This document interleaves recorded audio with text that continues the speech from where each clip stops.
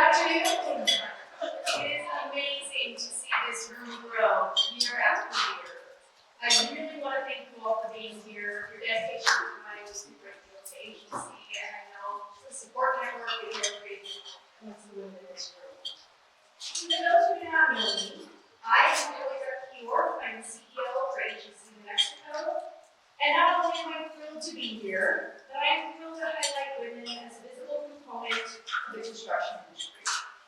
Every year, everyone here contributes to an industry market that improves the communities in which we live and our quality of life.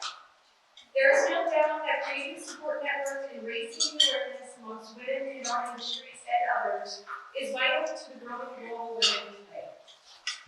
I wanted to take this opportunity to add, there's a document on everybody's table that I'm going to refer to. And what it does is it points out that women are proven to improve project outcomes. I think for so many of us, some in the industry, our industry, views recruiting women into the trades as simply a way to make up for the quantity gap in the skilled construction workers. I think this view is incomplete, because it ignores the unique qualities that women bring to the job site, on the job site, and off the job site every day. So what are those unique qualities? The item I'm referring to in your seat is an NCCER, in her own words, improving project outcomes white paper, that I hope everybody will take a few moments to review for future. That paper notes the most frequently noted benefits are focus on teamwork, attention to detail, job site friendliness and organization, and improved safety performance. I know that everybody in this room can agree that those qualities contribute to an improved work environment for all. And now to get to some of the nuances, and I want to spend everybody's time because some fabulous women here today. So I'd like to express my gratitude to members of the event committee who have worked for months to ensure the success of this celebration. So if you wouldn't mind, please stand when I call your name. Felicia, I said it wrong. I knew I was going to. Felicia Cavallari was in International Labs, who's recently married.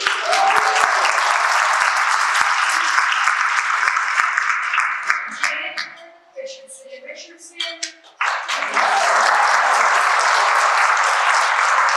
Margaret Carter couldn't be with us today, but for Miller Bondage. And last but certainly not least, Julie Gibson with Orbits.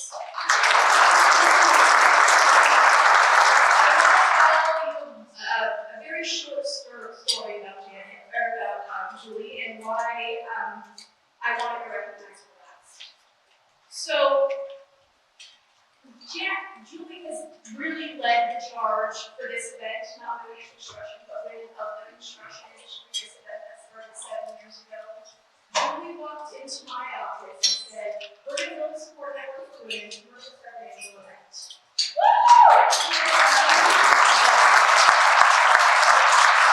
Contractors and associations we find opportunity in uncertainty, and we developed a great support network that is around unity, not equality, and in the world we live in of competition. So Julie, truly thank you. Thanks to the tireless committee that works year after year for this event. And I'd be remiss if I did not recognize the HGC staff who contributes greatly to this event every year. So I don't know where you are, but I want you to stand. So Katrina Soto, AGC.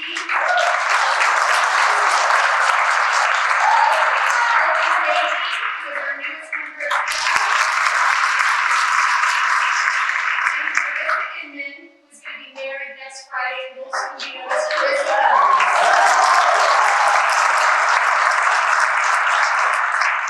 So I'd also like to thank the organizations that have put this event, and if you didn't get an opportunity to stop by earlier, I hope you do so and learn more about these great organizations. We have with us today Future Focused Education, which has served as an intermediary for internships with the Department of AC High School and Agency New Mexico for some time, and PEO New Mexico. So we thank these fantastic organizations for joining us this afternoon.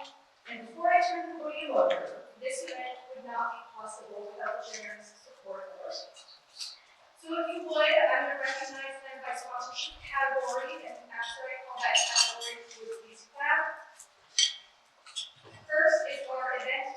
sponsor, emcee Industries.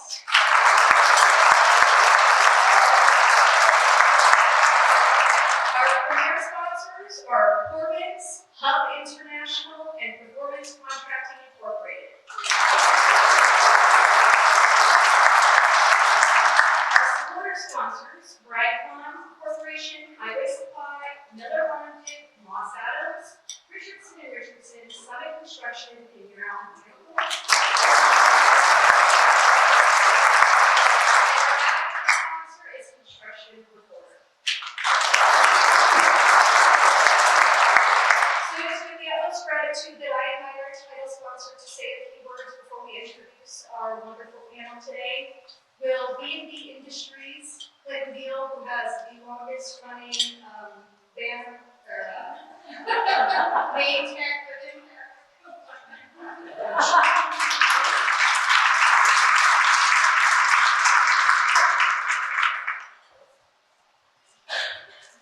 Very brief. It's an absolute pleasure and honor to be in the presence of so many people. And the only reason I'm up here is to stand behind confidence and support, as I feel every man who's blessed enough to be in leadership should, of this incredible woman that works with us at B&B. And it's my honor to present, welcome, and introduce Sara Flores, our recruiter and HR generalist.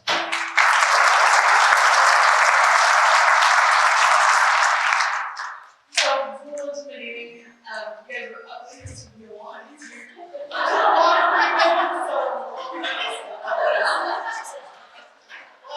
As a recruiter, my job is to attract the best talent in the industry.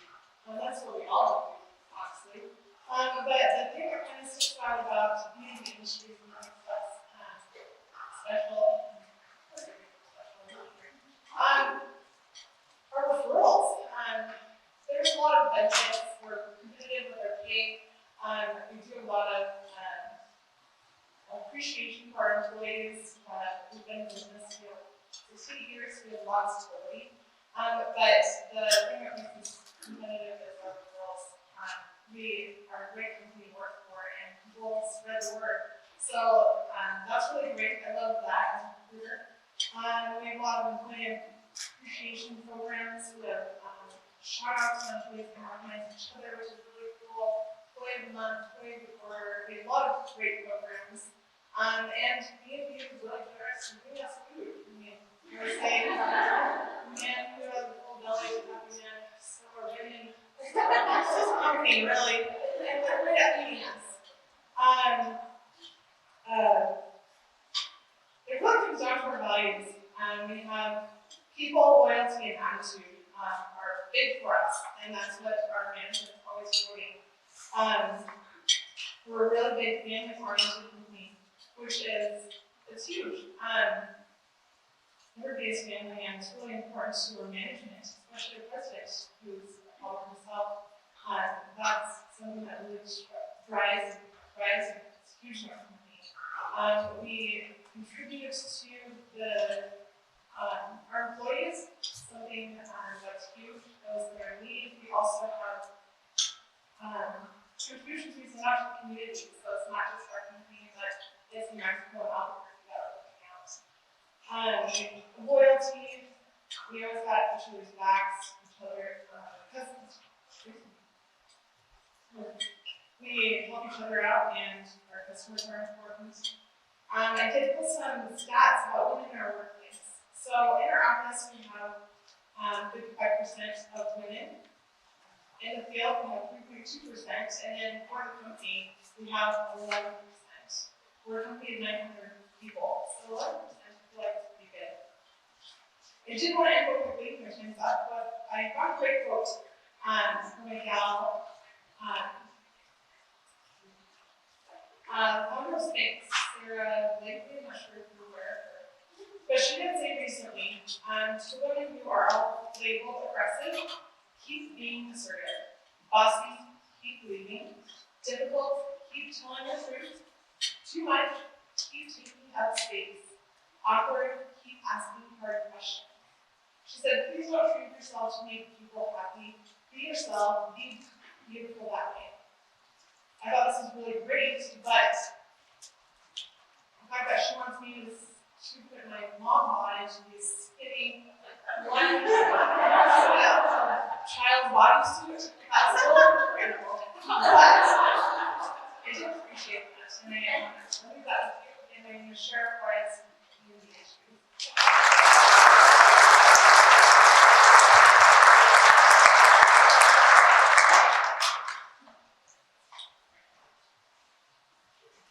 So on that anecdote of being fees for well, I'm thinking more about my early at age 17 years ago. She said, "You're never going to get rid of the association work." So Kat, thank you for the nice play. Again, thank you in the industry, thank you all of our sponsors. This would not be possible without you.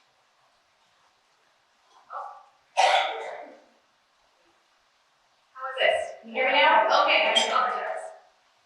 So now it's my great honor to introduce our MC for this afternoon, an inspiration to so many women in this room, including myself. Maria Guy is Senior Partner with Giant Worldwide, and for those who aren't aware, the only female president that our board of directors has seen since 1948.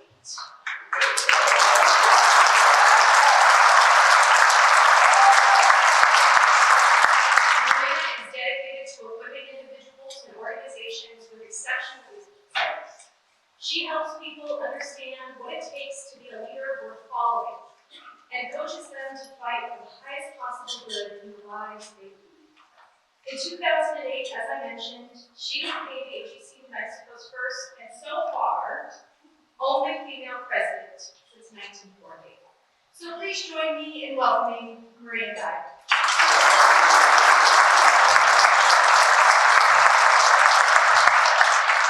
Thank you, Kelly. I'm going to address this. It's my pleasure to welcome you to the Women in the Construction Industry event. This event, as Kelly said, has continued to grow, and it has been so popular that this year we are doing a 2-day event. So I hope that some of you are planning to come back tomorrow. I will be leading a workshop, and I would love to see many of you. There's been a lot of squeals today, as I've seen people for the first time in many years, and so there's been a lot of screaming and hugging, and I'm so happy to see so many of you here today. So we're just really grateful. We're so appreciative of the work that each of you do to help advance the interests of the construction industry. You are such a vital part, and we're seeing 11% of women, right? B&D, you have 11% of women in the industry. We're going to continue to grow that number.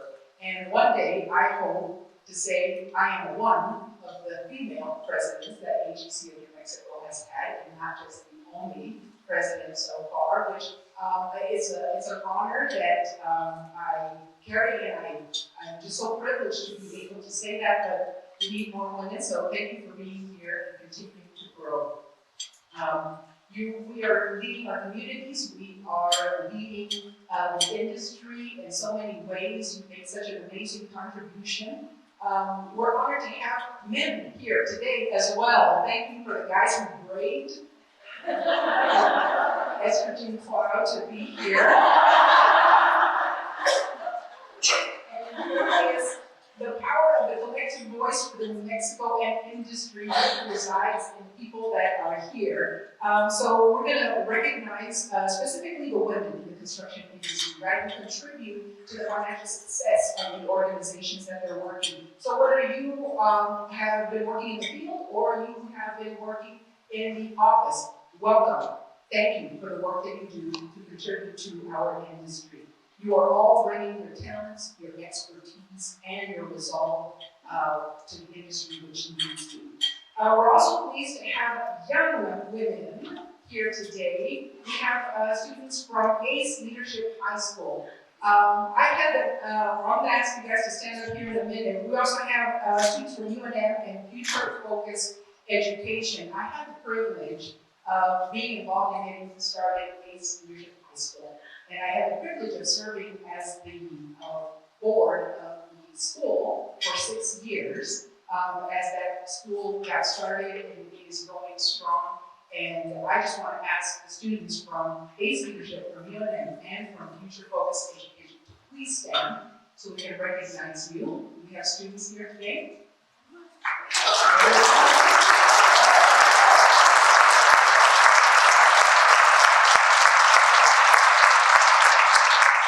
This is the beginning of a long career. These students have been placed or are seeking internship opportunities. If you have not gotten involved with Future Focus, I ask you to please go talk to Mike or Jaime. They would love to partner with you guys to have you bring in some students into the industry and help them see what an amazing industry we serve in.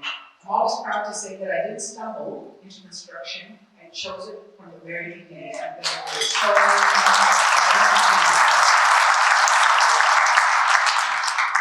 all right, so our speakers. This afternoon, we have an amazing group of speakers that represent the construction and physics community. They are professionals. They are serving in various roles. They're passionate about what they do. They're going to give you some insights about how they have gotten to the place that they have been. And so first, I'd like to introduce Sara Petersen. So Sara is the president of Sweet Construction. She focuses her time on employee safety and customer service. Sweet Construction specializes in commercial construction in the form of remodels, repairs, and renovations. Their largest clients are the University of New Mexico hospitals and the Department of Military Affairs. With an impressive background in safety, Sara purchased a defunct construction company and hit the ground running. She brought it back to life, and now it is thriving and successful. She has overseen changes necessary to transform Sweet Construction from humble beginnings to the successful commercial remodel business it has become. When Sara's not at work, she enjoys spending time with her family and her property in the East Mountains, where she raises 2 children. So, and I hope Sara will be the second president of the agency. She's on her way. But Sara, can you please come out? Hello, I'm super excited to be here. I haven't heard that guest my block recently, so I'm excited. Just 2, they're tiny, but my kids named them cheese and crackers. Okay, so this is my first time public speaking, so bear with me. I'm trying to get this a little bit quiet. So, no offer, let's just get quiet. How many of you have taught or taken an ocean 30 or 10-hour instruction? So I think it's good. All right, a lot of safety people. That's good. So I've been an authorized construction trainer for about 9 years. There's a training tool that we use that you guys might be familiar with. It's called making toast. It's not the actual There's a training tool called making toast, and it's supposed to help people learn how to perform JAs and also hazard analysis in the correct way. Has anyone ever heard this? Or am I I hear you. Can you be louder? Yes. All right. Okay, I've got this. Okay. Okay, so Johnson hazard analysis is a training tool that we use, and it's called making toast. Again, I ask, has anyone heard of this training tool, making toast? Fantastic. Okay, let's just pretend I have a whiteboard here. Okay. And we're going to go through sorry. Yeah, it's white. Okay, there we go. And that we're going to, go through the exercise of making toast. So first, I would ask you to give me all the steps required to perform the task of making toast. What's the first step? There's a lot of different answers there. Get the bread? Okay. Maybe you have the bread. Maybe you don't. Maybe you have to make the bread. Let's assume that we have the bread, the butter, and the toaster. So what would your first step be then?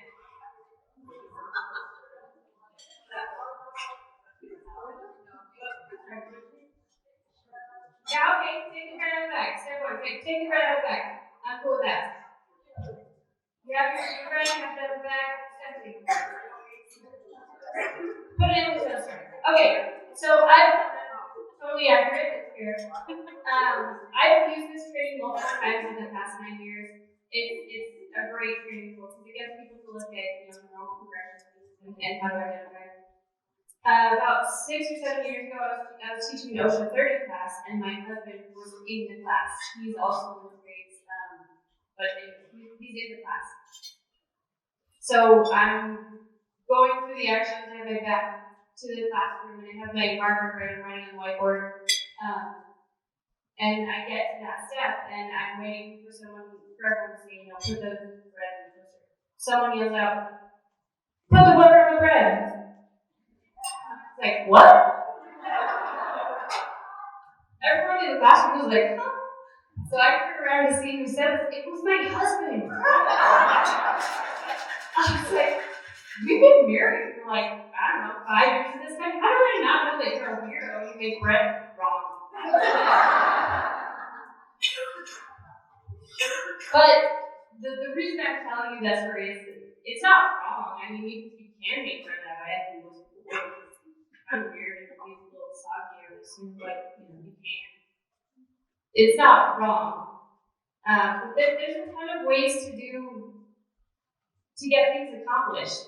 But the point of what I'm telling you is you have to figure out what works for you. Find what does work for you and own that process. There are amazing people in the world, much like the 3 women right next to me here that you're getting here from, and they're all going to have incredible advice and valuable insight and processes and ideas on how to do things. Take it all. Gather all the information, all the available resources, your experience, take all of that and find out what works for you. One thing I've learned from my experience in running a construction company is that there's not a one-size-fits-all. There's not a instruction manual for success that's going to fit your career path to a T. There's a question that I get asked a lot in my position. And it seems like it's a slap in the face when people ask me this, but I know they probably don't intend it that way. I've come to realize that it's part of being a woman in the construction industry, and that question is your boss coming to meeting? Or even, who's your boss? The point of them asking me that is that I couldn't possibly be the boss. I don't look like the other construction bosses. I don't act like the other construction bosses. How could I be the one that's running this commercial construction company? Although, to be fair, when I first bought my company and I was getting it set up, I decided that I didn't want to put my title on my business cards. I made this decision for a few reasons. I thought that by presenting myself as a manager instead of the president, I would prevent that uncomfortable feeling that others would have when they're hiring my company to do the job. I figured it would be more palatable for the client to work with me if they thought that I also answered to the typical construction boss. I didn't know about you guys when I was doing that. So I've come to realize that that was a mistake. I didn't know about the amazing collective of people who are cheering for our success in this industry. I've come to realize that I deserve to be here, that I should be proud of the fact that I run my company, that I have my DB98, that I can lead my team through successful projects. I can do the job. We can do the job.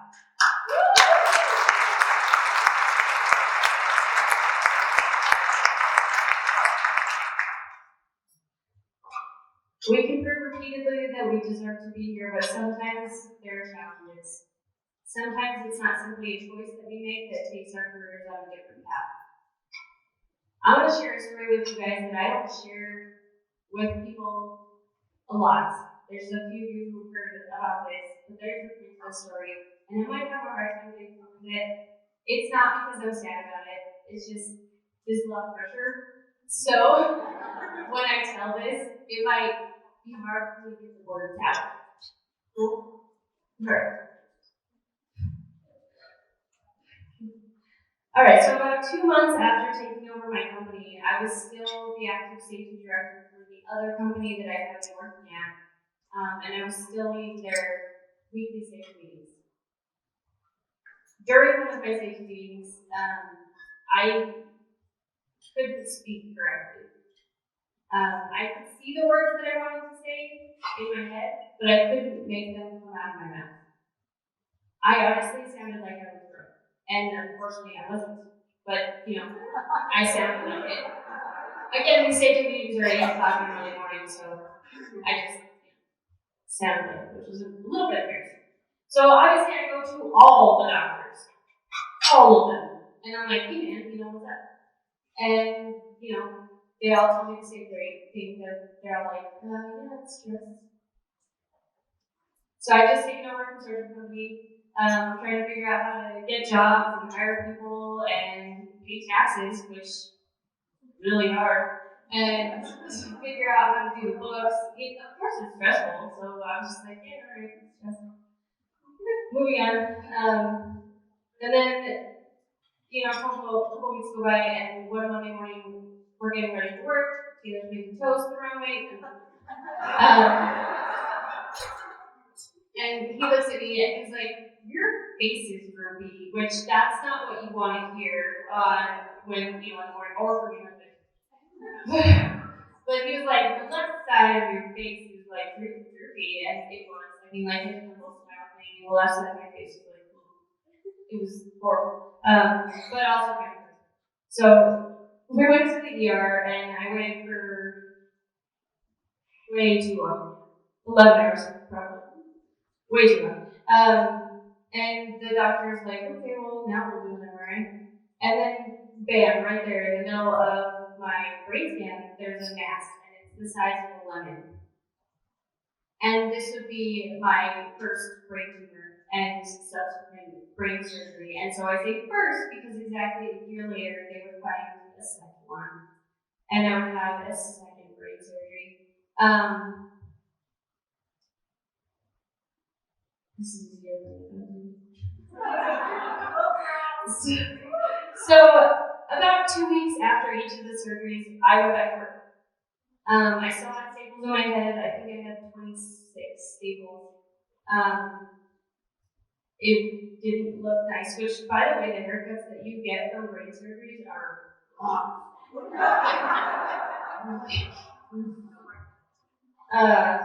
But what's important is that I learned a lot about myself during this experience. I was way more resilient than I had imagined. I decided that this was my choice. I chose to not let something that I have no control over control me. I used this experience as motivation to build and create what I was truly passionate about.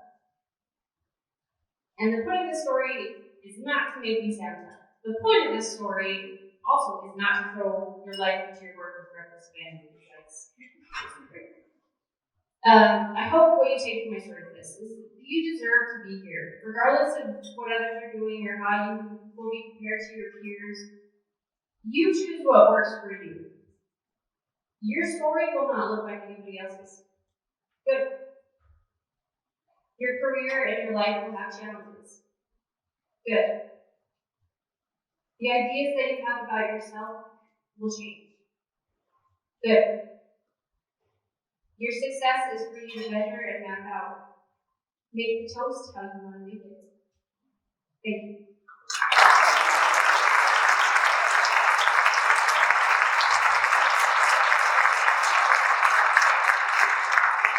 I don't know about you, but I want Sarah to be my boss.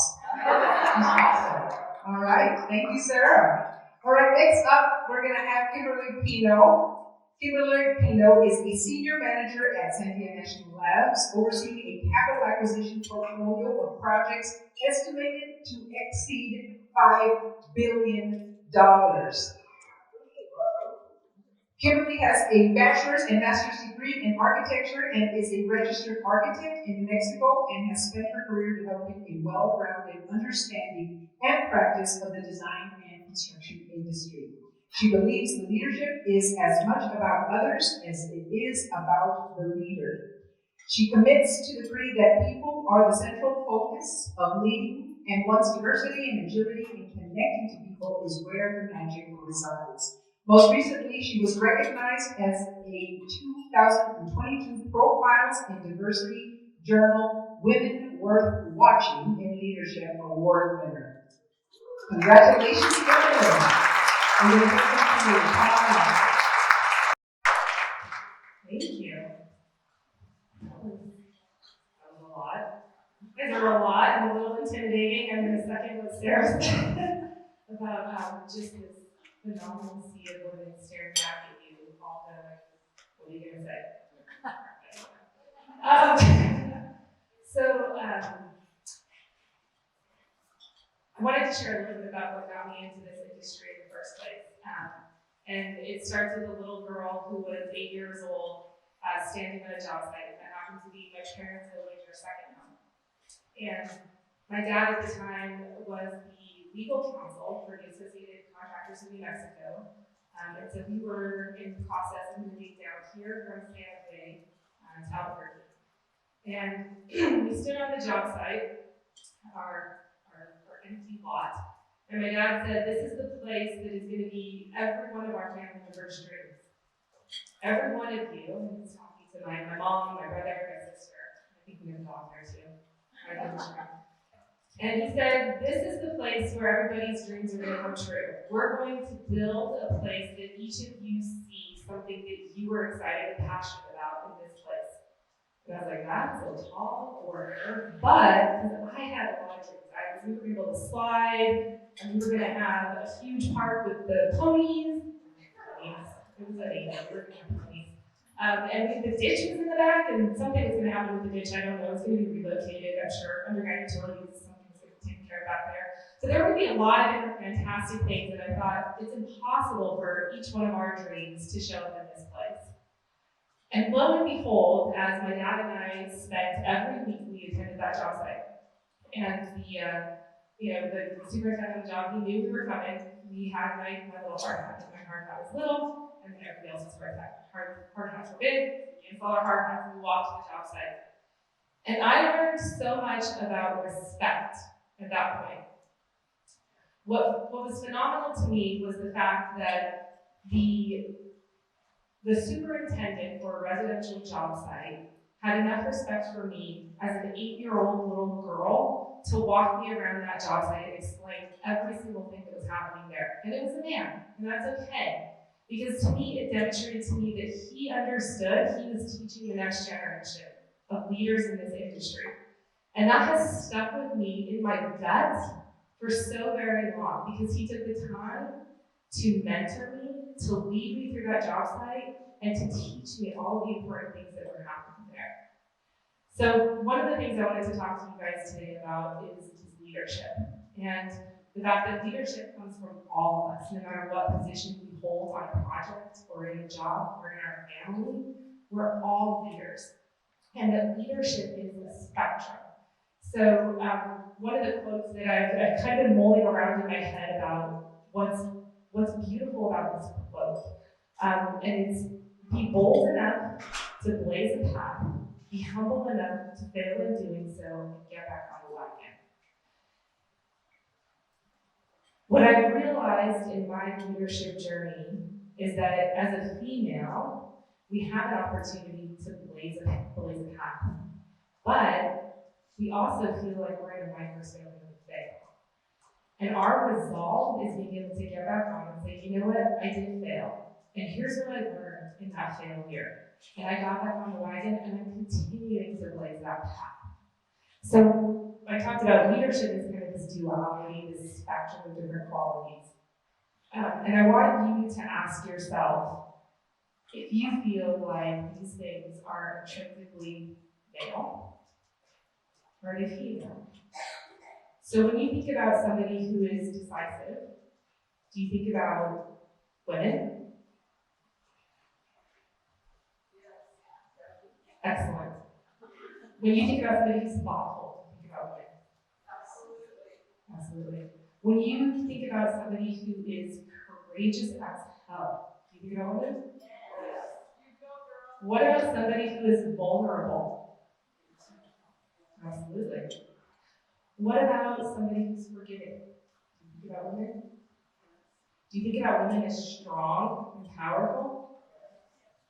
Absolutely. Do you feel like women are composed? And do you feel like women can be hella natural whenever they want to? Absolutely, right? So one of the things that I want you guys to realize is that every one of those is a duality. Every one of those is the end of the spectrum. And that women are both of those things and everything in the middle, right? And those are the types of qualities of fantastic women and women as leaders, in my opinion. And so I want you guys to know, when you think about those things, you think about all of those different traits, those are all of the traits that make up your own leadership style. And then you can be every one of those things and everything in between as a leader. You can be very powerful and thoughtful and decisive in one moment, and you can be very strong and forgiving in another. And that's what women bring to this amazing industry of construction, is that ability to navigate that entire path and bring people along with them. And so the last thing I was going to talk about here, let's see, what do we got here? So one of the things, and I can't remember if I put this in, I think it might be in your program, sort of a interesting quote that I was told by a leader in my years, was you manage things and you lead people. And there's a really interesting difference there. So leadership is just as much about every single person that you're leading as it is about you as a person with yourself, right? So a couple of takeaways. Being genuine and transparent are so much more rewarding for people than, hey, I got $100 gift certificate here for you, go out and have a nice dinner. If you can tell somebody, I thought you did amazing today. You really rocked it when you did X, Y, and Z, and I appreciate it. I can't wait for you to come back tomorrow and do the same thing. That's going to mean so much more to a person than a check. Leading with authenticity and motivating and rewarding because people see you. They see you as a real leader. You're starting to develop that empathy and a deeper understanding. That's what helps a leader become real, right? Is being genuine and transparent. And then lastly, and Sarah and I were talking a little bit about this before, and I thought, oh my gosh, I don't know if I'm going to say this or not. We might take a risk here, everybody. So I said a skilled leader, and I get this my dad, the lawyer, right? Legal counsel, who's over here. I said a skilled leader feels when and how to ignite the passion in the room, how to quiet a stressful situation, and how to amplify the feeling in the room when an F-bomb, Sarah, is needed, or when you need to be tactful and diplomatic. And I think as women, you guys saw the fact that you can be everything from one end of the spectrum to the other, and everything in between. It means that you can still gracefully say what you need to say, but damn it, you can be really impactful if you need to on a job site. So the last thing I want to leave you guys with is that we have the ability, every one of us, everyone in this room, have the ability to be agile in how we show up as a leader and how we connect with the people that we lead. And that's where our message truly resides. Thank you. Thank you so much, Kimberly. We appreciate the words of wisdom. Finally, we have Nicole Romero. Nicole comes from the beautiful state of Hawaii on the Big Island. She has been in the construction industry since 2015 and has worked in industrial, commercial, and residential construction over the past 8 years. She specializes in installations and finished applications. Nicole is a proud union carpenter and member of local union 1319. She is a mother of 3 children and enjoys sewing in her spare time. When she isn't in the field, she loves spending time on her ranch with her horses. Nicole, welcome.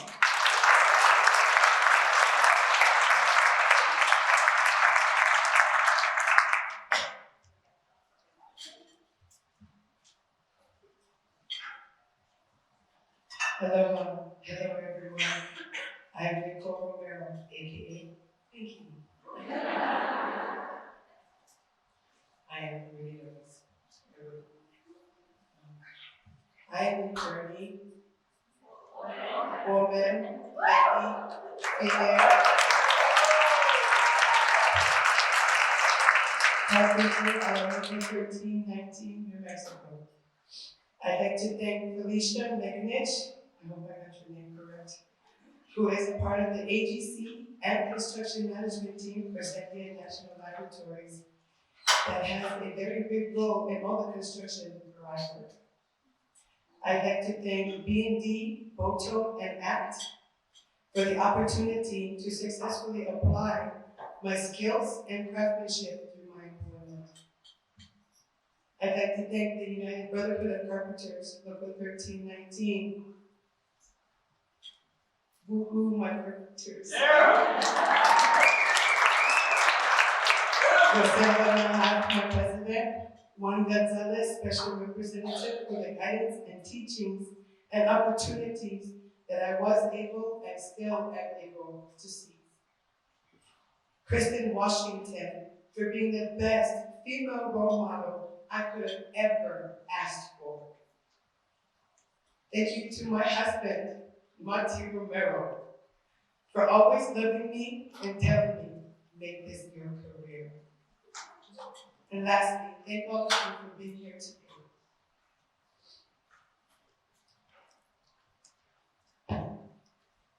So I stand here before you today to tell you about myself and my story about being a woman in construction. I was born in Hilo, Hawaii, and I grew up in a town called Pania. I have two siblings, an older and a younger, in the middle. I was raised like a tomboy. I was daddy's little girl, so no matter where he went or what he did, I went with. There was never a time as a little girl I didn't want to be with him. Being my daddy's little girl, I learned everything I could possibly be to be my dad. I learned how to get dirty, fix things, work hard, and of all things, big girls don't cry. My dad was the type to teach his way or the highway, and always be tough. He always said, if you're going to talk the talk, you better be able to walk the walk. I learned to feed myself using my surroundings because if things got wild in the islands, it was survival of the fittest, he'd say. Growing up, doing a lot of different things with my dad, he taught me a lot about remodeling my home, building doghouses, chicken coops. Most times I also did what he didn't want me to do. He used to tell me, do as I say, not as I do. That worked out really well. I turned into a journeyman carpenter. When my dad found out I wanted to get into the trade, he told me, you can't even carry a 5-gallon bucket up those stairs. What are you thinking? Again, I proved him wrong. I learned concrete work pretty early on in my life, making family driveways, concrete block walls. I have an uncle we all knew as Joe the Pumper, because he's a concrete company and he's got his own pump truck. So we know Joe the Pumper. So every time I got into trouble, and I think about it pretty often, I had to build footings, dig dirt, and pour concrete to work off my consequences. I didn't know at the time it would lead me to where I am right here today. In front of all of you, almost 20 years later and 10 years into my career. I was not made to be working in a grocery store or to be working in a hotel. I can't play those ways. I am made for hard work and hard labor. I love what I do and I love the labor I put. I was trained from childhood, really young. Hard work makes good luck. I love seeing my accomplishments and my finished work.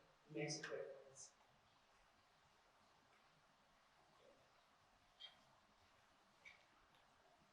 I had two wonderful, smart boys when I entered the trade as a carpenter apprentice in Hawaii. As a full-time apprentice, I was still getting my children to school and to preschool. We as a family moved to New Mexico. I transferred my apprenticeship where I began to flourish as an apprentice and as a woman in the trades. I had a few jobs where there were many trials physically being hurt by my male coworkers or bosses because they had an old school mentality or attitude, meaning women don't belong in the trade, or verbally abused or spoken negatively about, meaning she's stubborn, she doesn't listen, she does what she wants, she's got to go. 2 years ago, I conceived my third child. I had just gotten a new job while I was pregnant. I worked in I worked in Santa Fe off of Old Pecos Trail on a historical, multi-million-dollar home during the crazy heat of summer.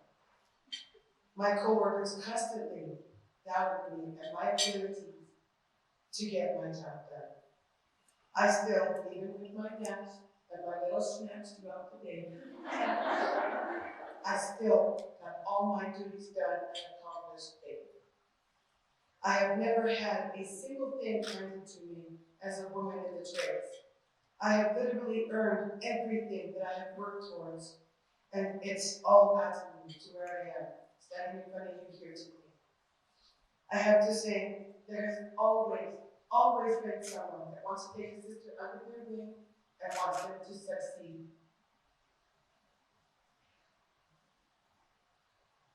While I have had other women in the past pave the way for me to also be here in this trade, I thank them for that and everything they put into my being here today.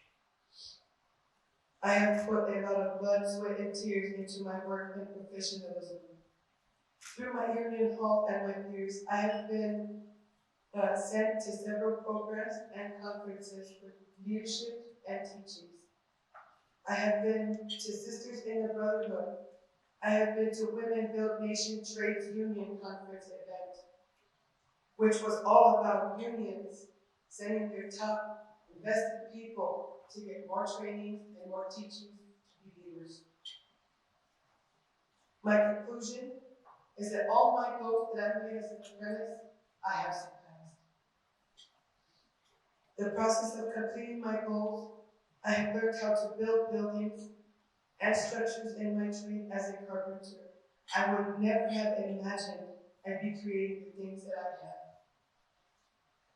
In my future, with better safety standards, I see myself becoming a general foreman or superintendent. Maybe even someday have my very own woman-run general construction company.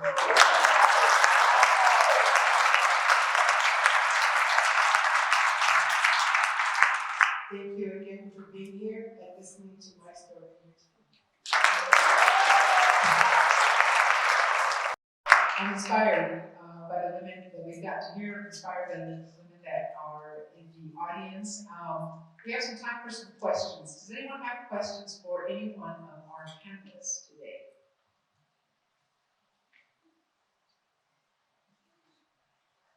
Any questions?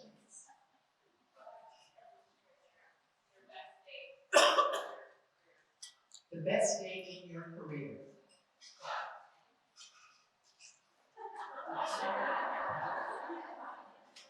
I'll take advantage of this one.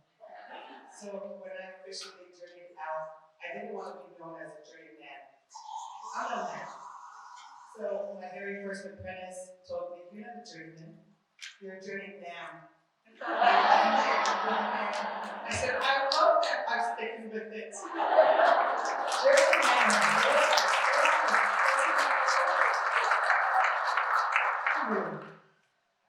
Okay, that's a good question. So,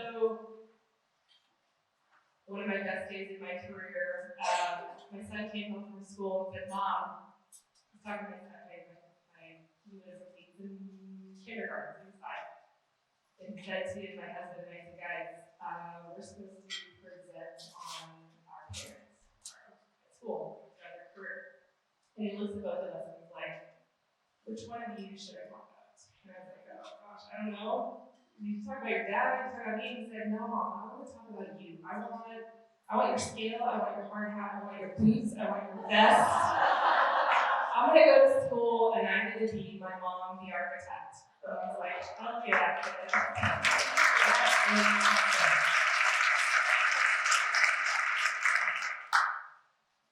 Mine would probably have to be when I found out that I passed my GP98. I did not pass on my first try. It's a really hard test. So when I took it the second time and then I found out I passed, I was ecstatic.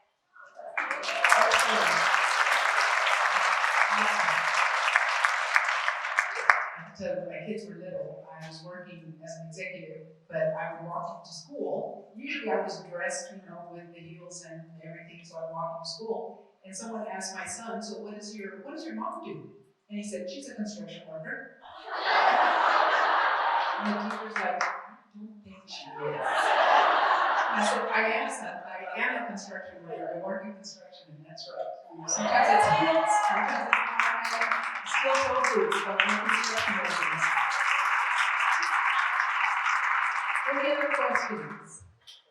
Question back here. Yes, one more. So, okay, stand up.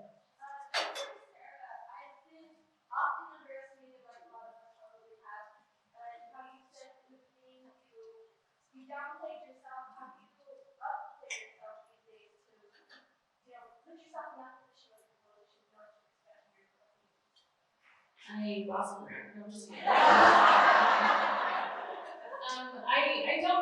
don't hide myself as much anymore. I'm much more open with my position with the company, and then over time I've just kind of got more comfortable as or presenting myself that way, and my team has been fantastic in helping me kind of along that path, because I do kind of have that support, and I know that they're behind me 100% of the way. So I do, being able to rely on them a little more has given me more confidence to announce to the world that this is my company. This is mine. Don't be afraid. Do it. Like I said, I was wrong. There are so many people rooting for you to be successful. So many. And someone will help you along the way. There's 180 of them in the room right now that are willing to root for you. One more question. All right, back here.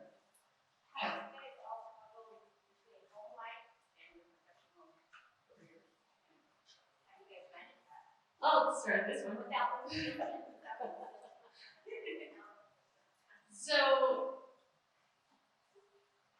my husband would hate that I'm talking about this.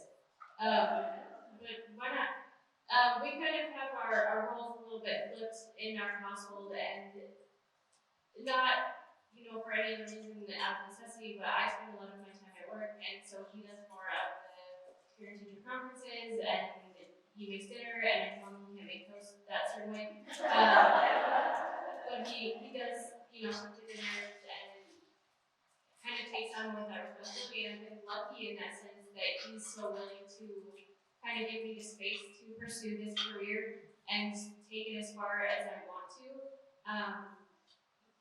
But it's definitely about balance. There have definitely been some struggles along the way, because it can be difficult for someone to take that back seat, and then essentially be putting their career path on hold while I'm doing my thing. So that's the balance I've found, but that doesn't work for everybody. So luckily, it's Taylor. Let's see. So I am in a very similar situation. And early on in our marriage, it was clear. So I had an opportunity just 3 weeks after we got married to move to Las Vegas, Nevada, to do CA on a large construction site. And that's where I met one of my very good friends out there. And I said, hey, babe, this is a really great opportunity. This will advance my career. And it wasn't even a question. He said, obviously, we're moving to Nevada. And so it was very fortunate that that's been the goals that I've had in the partner, that he supports to shine. And now we're in a time in our lives now where he's getting to move into coaching, which is his passion. And so I'm saying, okay, I maybe need to take it out and see my career. And that's just what you do in any relationship. But when it comes to the kids, God bless him, he was much better keeping humans alive than I was. So it worked out for everybody. Excellent. For me and my household, things seem to be pretty split evenly. I work 10-hour days and my husband works 8. So if he's home before I am, he takes advantage of that time with the kids, the food, the dishes, the chores, you know. I have 3 days off, so those are my extra days to kick in and pick up the slack. Balance, equality, sharing everything, all the hardship, the success. It's all about sharing it with each other so that you're not handling all the stuff on one plate and the other side's empty. Balancing it out. Very good. Excellent. Thank you so much, ladies, for your wisdom. We mentioned this is a 2-day event, and we hope that you will come back tomorrow for the workshop that we're going to do on imposter syndrome. I have been a leadership development trainer and consultant for the last 8 years, going on 9 years, and I work almost exclusively with the construction industry, GC subs, architects, engineers, and I see it over and over. People's competence exceeds their confidence. They are incredibly competent people, and there is proof, and yet they second guess and doubt that they can do the job. That's called imposter syndrome. And women and men, both. I see it all over the place. And so tomorrow what I'm going to do is I'm going to give you a workshop where we're going to walk through what does this look like? How do I begin to recognize if I have fallen victim to it? And what do I do about it? What are some skills, some strategies that I can implement so I can catch this if it's happening to me? Because oftentimes we tend to shrink ourselves, right? Especially if there's a loud, powerful voice in the room. How do we begin to recognize that? So I hope that you will come back tomorrow so that we can address this. I see it a lot. I see it in the work that I do. And once people begin to recognize it, we can call it out for what it is and say, no, I'm not going to let this happen to me. So if you did not sign up for day 2, there's still an opportunity to do that. So if you want to upgrade your ticket, talk to the HC staff, and they will be happy to upgrade your ticket. And we're here tomorrow from 8 to noon, and I think there'll be breakfast served. So I hope to see many of you come back for that. Katrina, any instructions that you would give in addition? We have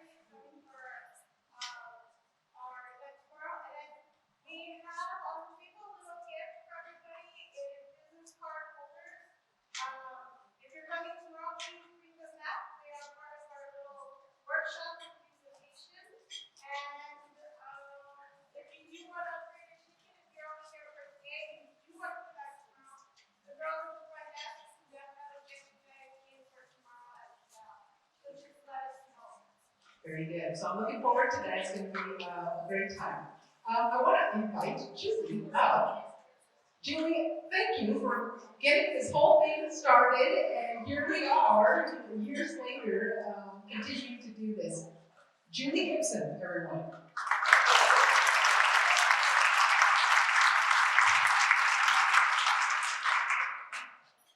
Hi everyone. I am so excited to be here, and I think we started this event with big energy. We were like, woo!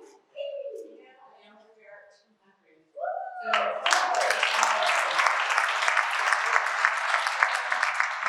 you heard my name a lot. My name is Julie. This is Corbin. I've been a member, was on the founding committee of this group, of this event. We've been doing it for 5 years. And like I told you, it's heartwarming and exciting to me. It's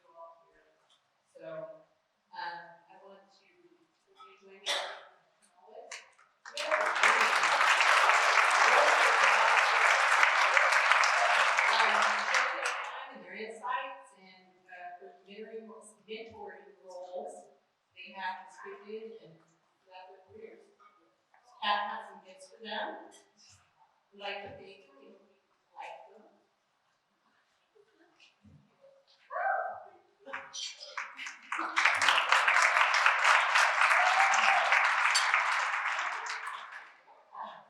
Oh my, it was very cool.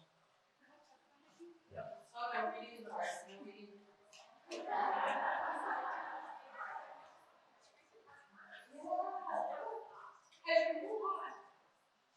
Anyways, very cool. So, if you are not a member of the agency in Mexico and want to learn more, please contact Katrina. And she's the program director, she can help you. By supporting the agency in New Mexico, you directly impact the workforce development capacity of your companies and our profession. The complexities of our industry are often misunderstood and underappreciated. There's a bright future for women in construction we may get. To end today's program, we would like to express our gratitude for all of you being with us today, and many thanks to you for supporting and spending your afternoon with us. And go, girls.